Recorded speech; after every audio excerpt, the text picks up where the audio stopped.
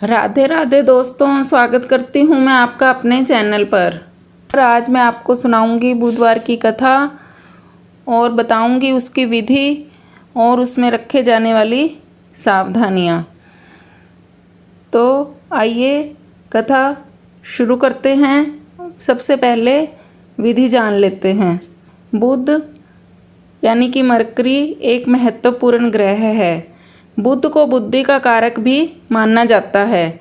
इतना ही नहीं, अगर कुंडली में बुध खराब है तो मनुष्य अपने जीवन में कभी भी तरक्की नहीं कर सकता।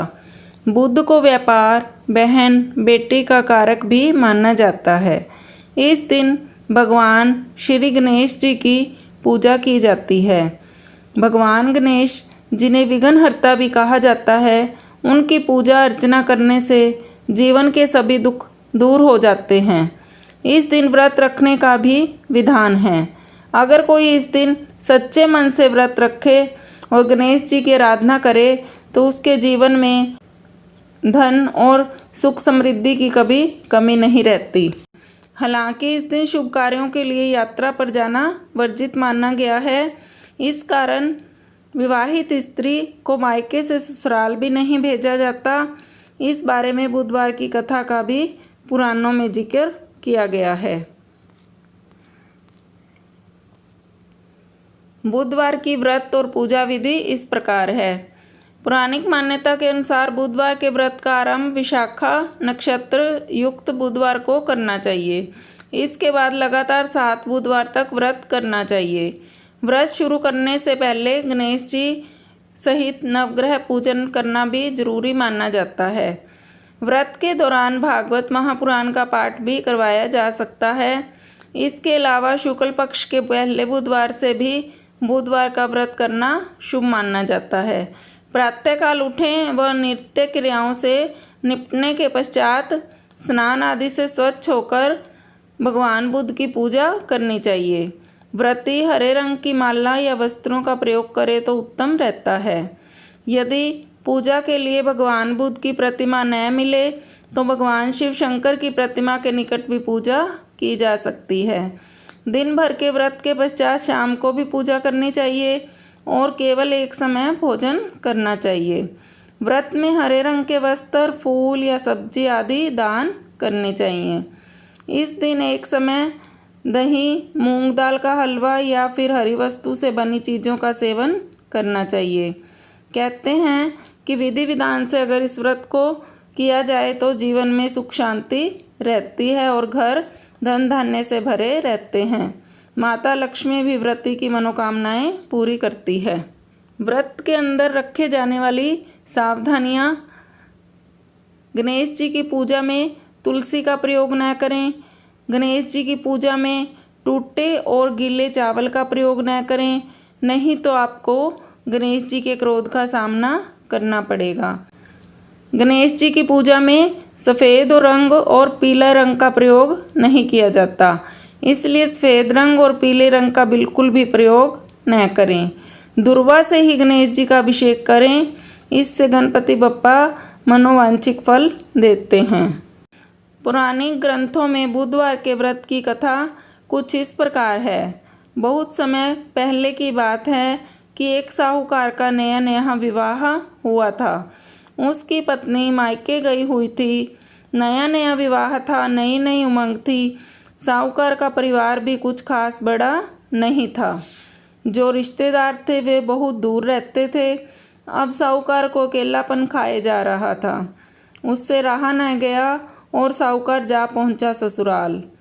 साहूकार की बड़ी आवभगत हुई, लेकिन ससुराल में तो अपनी पत्नी से खुलकर बात करना तो दूर, सूरत देखना तक मुश्किल हो रहा था।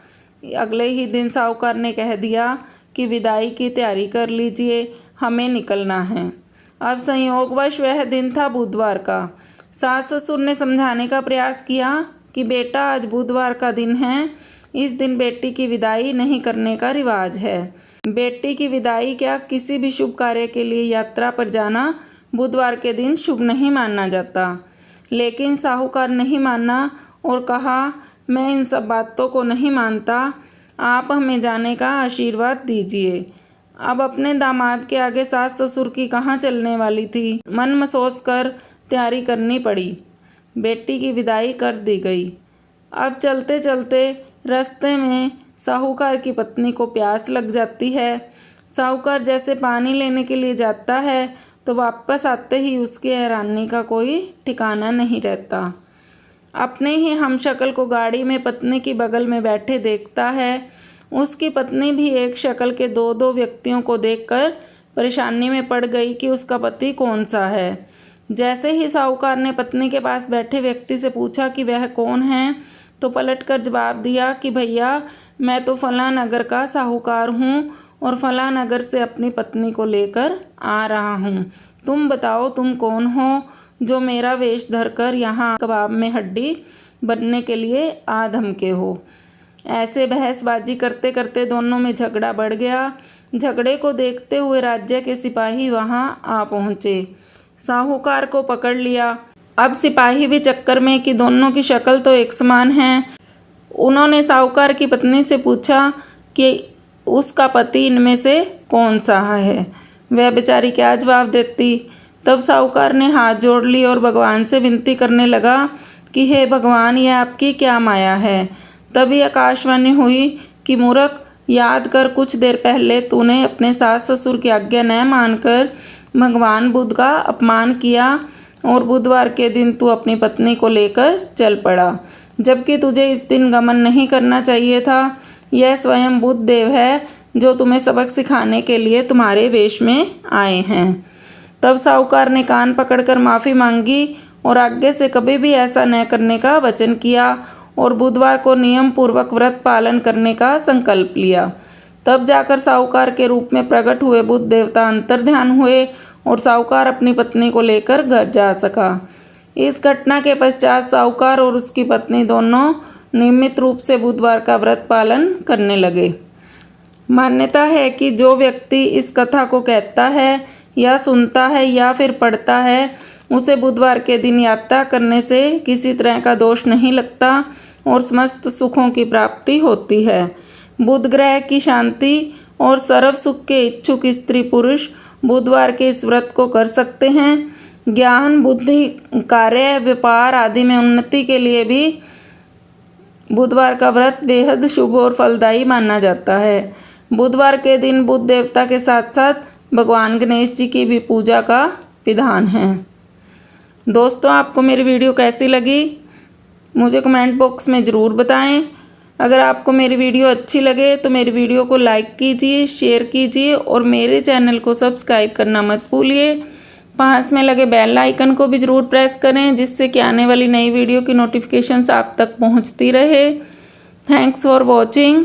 मिलते हैं नई वीडियो में नई कहानी के साथ। तब तक के लिए राधे राधे दोस्तों।